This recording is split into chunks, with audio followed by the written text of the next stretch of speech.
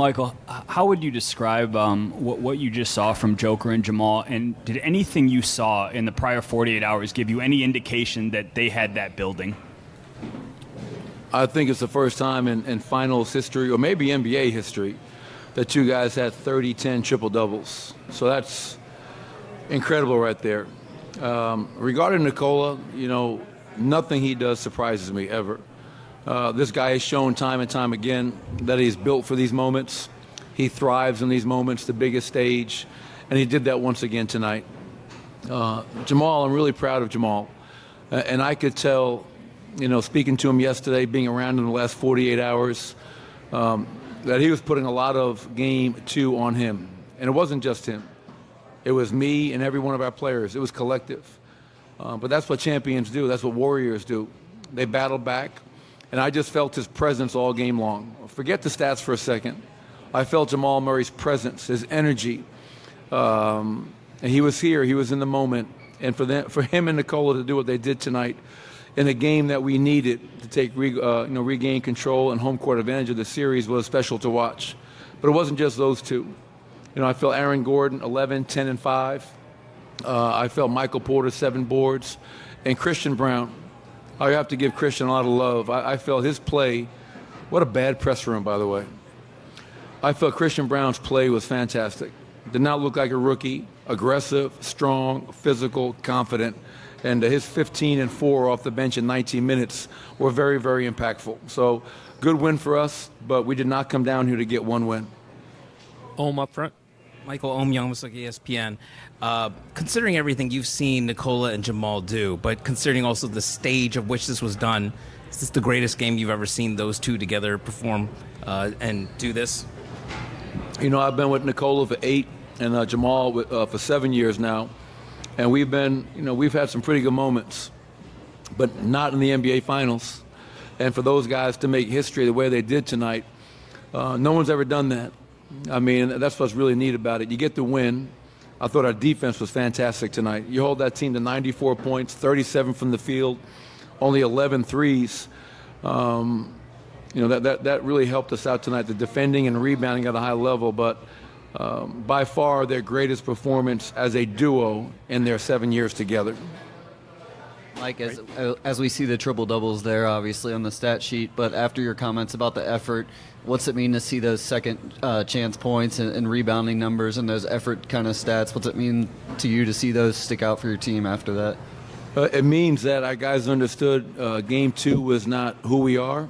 It's not who we can be, especially at this stage of the season. And they responded like they always do. That's one thing I know about our group. When we don't play well, we own it, and we find a way to be resilient and get back to playing Denver Nugget basketball, and that's what we did tonight. Standing on the right. Coach, Christian Braun's performance was excellent tonight. Is this performance to some video analysis in which Christian was shown where his opportunities were? So Christian Braun? Yeah. Yeah, I mean, Christian has proved himself all year long, and he was in the rotation to end the season. He's been in the rotation throughout these 18 playoff games now. And if you look around, there's not many rookies playing meaningful minutes in the NBA this time of year. And it speaks to Christian's confidence. It speaks to him being a winner. He's won at every level, high school, college, and now he's in the NBA Finals as a rookie in the NBA. And he just has stayed ready the whole year, mentally, physically, emotionally. That kid never gets too high, never gets too low. Very calm, cool, and collected young man. And I just, tonight, man, I could just feel the confidence kind of oozing out of him. The physical, aggressive drives, making plays for guys against their zone. It was really fun to watch a young man step up like the way Christian did tonight. Ramona on the right. Hi, Coach. Way back here. Ramona Shelby with ESPN. I know you said you haven't been to the NBA Finals with these guys before, but how much does just them having been together for so long, knowing how to handle different defenses that are thrown at them, what teams try to do to them, how much does that play here in a game like this? Well, it's I've always felt, Ramona, that Nikola and Jamal Murray are one of the most elite and lethal two-man game combos in the NBA. And we've seen that growing for 7 years now, and I think it was on full display once again tonight. A lot of guys play with each other. You know, I think those two guys play for each other and off of each other, and they read each other so well. And the best part about it is early in the game, I mean, Jamal was getting blitzed tonight. He had two guys on him a lot, and he didn't fight it. I mean, like, I think early in the playoffs there were games where he was getting attention and he was trying to make, like, the home run play maybe at times.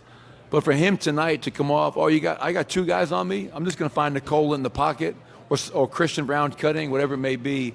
So it was really impressive, Jamal's performance. But, yeah, those two guys as a two-man combo, they give a lot of people headaches. Vinny in the middle. Vinny Benedetto with the Denver Gazette. Michael, you mentioned Christian's confidence. Is that something that he showed up with on day one, or have you seen him kind of grow into himself over the course of the season? No, he showed up with that. I mean, that young man, like I said earlier, Vinny, when you win 3 straight high school state championships, when you win a national championship in which he never came out of the game, played all 40 minutes, he's very confident, and he should be.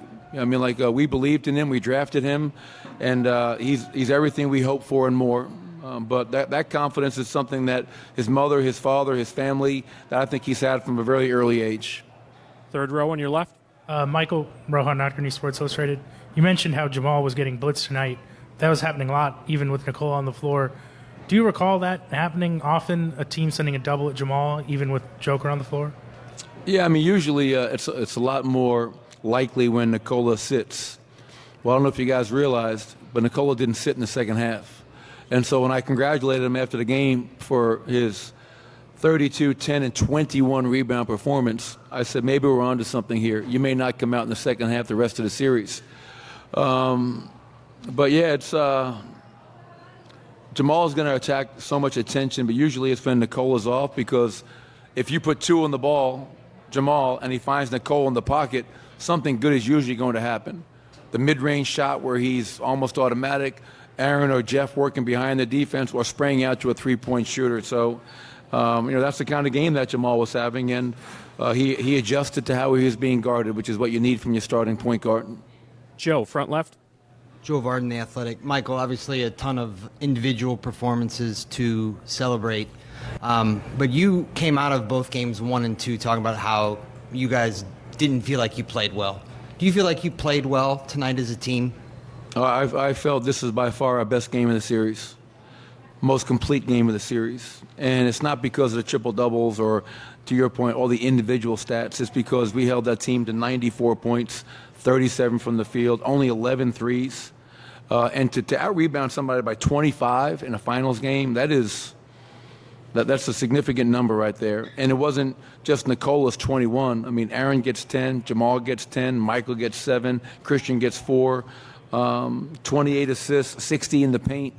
And the fourth quarter defense, only 31% from the field allowed. So, yes, I loved our energy, our effort, our urgency, our discipline. I thought we were where we needed to be tonight, and we'll have to be even better come Friday evening. Dan, last question on the right side, fourth row. Over here, Coach Dan Devine, Yahoo Sports. Going back to Jamal, at least 3 or 4 times tonight he had like kind of silence or answer jumpers. You know, they start to get on a little bit of a run, step back over Bam, pull up in transition, sort of pull up on the mid-range. That kind of sense of the moment of when you really need that bucket. Is that something that Jamal's kind of always had since you've had him? It is. His 1 year at Kentucky, he was a prolific scorer. Obviously, he played off the ball with Tyler Ulis many years ago. And I often laugh when I think about his first 2 years in Denver. He was our backup shooting guard. And now he's getting a triple-double in the NBA Finals. But, yeah, Jamal, Dan, he's a guy that thrives, lives, and excels in the moment. Never afraid of it. And you can't say that for a lot of players. I mean, in the regular season, guys can have really good seasons. But in the playoffs, on this stage, and, Jamal missed our last 2 postseasons, and he's been dying to get back to this setting and just go out there and put on the performance that he's putting on. So really proud of him bouncing back from game 2, as well as all of our players from bouncing back the way we did tonight. And once again, Friday night, we know we're going to have to be even better against a very good team in Miami. Thank you, everybody. Thank you, Coach.